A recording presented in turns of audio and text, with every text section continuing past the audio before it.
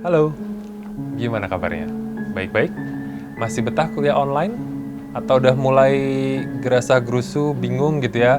Nggak betah dan mulai kangen buat kuliah lagi di kampus? Mungkin yang bikin kangen adalah suasananya, ya kan? Suasana kampus, teman-teman, atau mungkin kangen sama suasana mencekam. Kalau pulang kuliah malam, suka ngerasa merinding gimana gitu?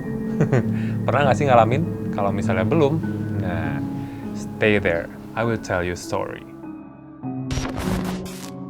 Jadi yang pertama ini cerita tentang sang penunggu gedung pusat. Kalau yang sering dikisahkan itu kan adalah dari cerita misalnya Noni Belanda atau Menir Belanda. Nah, tapi kalau ini berbeda sedikit. Nanti ada cerita juga tentang Menir Belanda, tapi nanti. Nah, kalau ini cerita dari gedung pusat yang memang gedung tua gitu ya. Dari dulu sampai sekarang itu masih sama bentuknya. Konstruksinya, ornamen-ornamennya memang sengaja dipertahankan karena memang gedung bersejarah. Ini ada di salah satu universitas besar di Yogyakarta.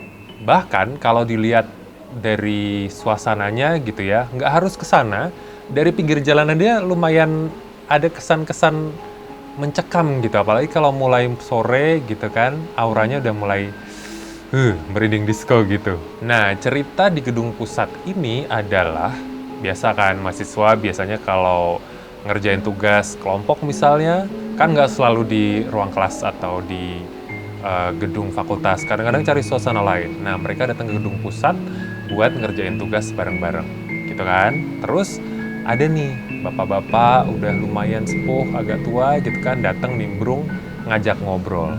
Nah, sebagai mahasiswa anak muda yang ramah, akhirnya diajak ngobrol kan, kesana kesini cerita tentang kampus segala macam.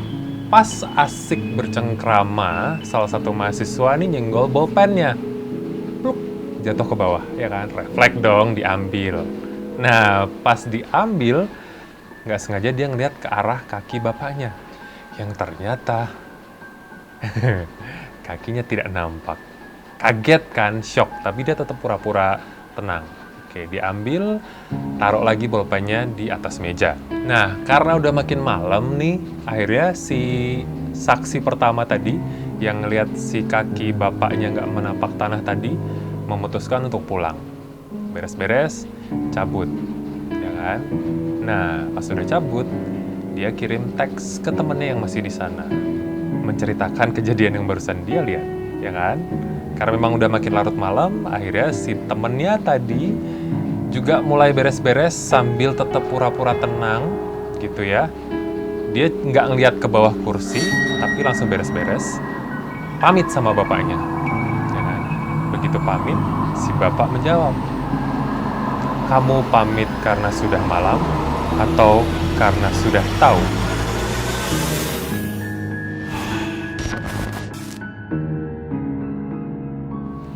Nah, cerita yang kedua datang dari jembatan penyeberangan di area kampus besar. Itu menghubungkan antara Fakultas Perikanan dan Fakultas Kedokteran Hewan. Sosoknya yang muncul di sana itu adalah, orang-orang menyebutnya, Mbak Rohana. Sosok berkerudung dan sering muncul kalau sudah mulai gelap. Kalau pas lagi siang atau masih terang, memang jembatan ini ramai karena bagian bawah untuk kendaraan, bagian atas lalu lalang mahasiswa buat lewat. Tapi kalau udah mulai gelap, memang kerasa mencekam. Dan banyak saksi yang bilang itu sering muncul sosok yang diberi nama Mbak Rohana ini tadi, perempuan berkerudung yang sering kelihatan nongkrong di jembatan, dan kalau didatengin, tiba-tiba dia meloncat ke bawah. Tapi setelah dilihat ke bawah, hilang. Tidak ada apa-apa. Nggak ada siapa-siapa.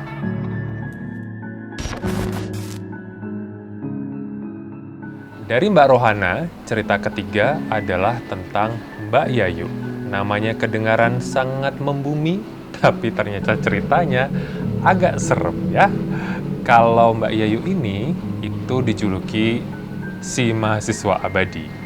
Katanya dulu dia adalah mahasiswa ekonomi yang notabene memang nongkrongnya di sekitaran Fakultas Ekonomi dan Bisnis. Terus, Alkisah dia ini semester akhir, mahasiswa semester akhir, yang lagi sering bolak-balik nemuin dosen pembimbing untuk skripsi, gitu ya. Tapi pas udah masuk ke proses akhir, skripsinya itu ditolak terus sama dosen. Ya kan? Sebagai mahasiswa akhir yang sudah punya harapan tinggi untuk lulus, dia sedikit tertekan, stres, sampai akhirnya memutuskan untuk lompat dari gedung fakultas ini. Nah, karena kejadian dia lompat dari atas gedung sebelum skripsinya kelar, akhirnya dia sering nongkrong di situ dan jadi mahasiswa abadi. Semoga Mbak Yayu cepat menyelesaikan skripsinya ya. Jadi cepat lulus dan pergi dari situ.